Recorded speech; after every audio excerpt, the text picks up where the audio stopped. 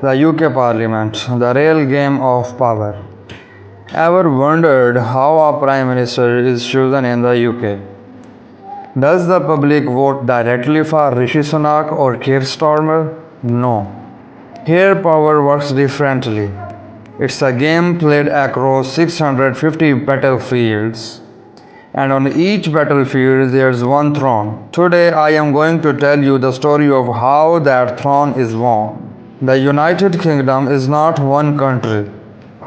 People call it the United Kingdom, but in reality it's a union of four nations: England, Scotland, Wales, Northern Ireland.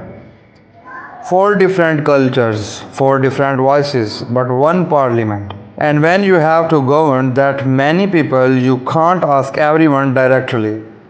So the UK is divided into 650 smaller areas. These areas are called constituencies. Each constituency is like a small world of its own.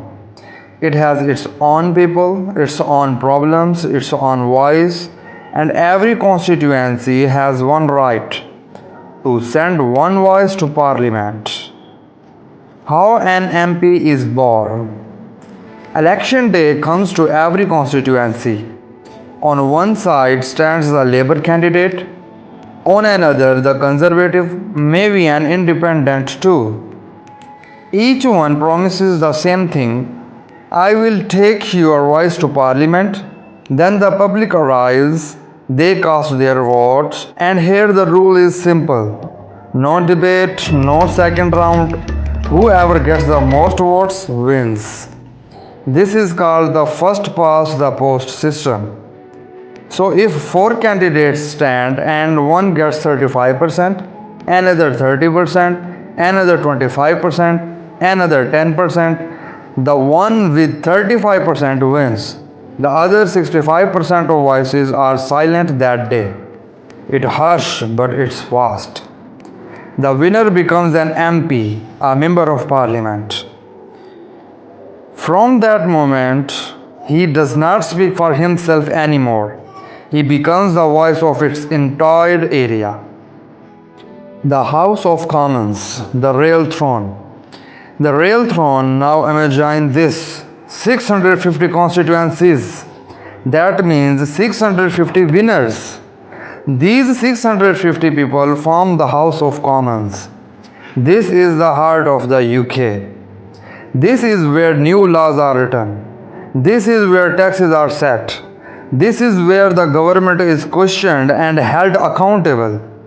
Even the Prime Minister can be cornered here by his own MPs.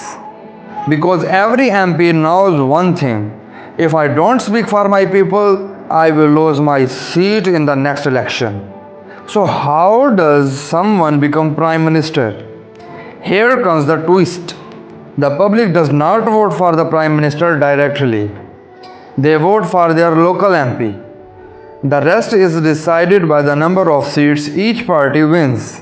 After a general election, the party that wins the most seats forms the government, and the leader of that party becomes the Prime Minister of the United Kingdom. That's why people sometimes vote for an MP they don't personally like, because they know if their MP loses, their voice in parliament disappears. You only need 326 seats for a majority. Whoever reaches 326 holds all the power. Everyone else sit in opposition and ask the questions. The House of Lords, the second gate. But the story does not end there. Above the House of Commons is another house, the House of Lords. No election happen here, no public votes. People enter through lifelong service, expertise, or royal appointment. The Lords can delay laws, they can force the government to think again. But in the end, the final decisions always rest with the House of Commons, because that's where the elected representatives of the people sit. So, where does the real power lie? Now the picture is clear. Power does not lie with the king. Power does not lie with the Prime Minister alone. Power lies in those 650 seats, with every MP who sits on one of those seats, and behind every MP stands a constituency. Hundreds of thousands of people who sent that MP with one message: go be our voice. That's why an election in the UK is not just a vote, it's a decision made by every street, every town, every constituency.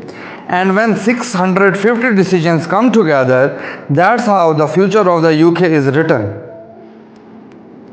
So, the next time someone asks, how does democracy work in the UK? Just tell them this.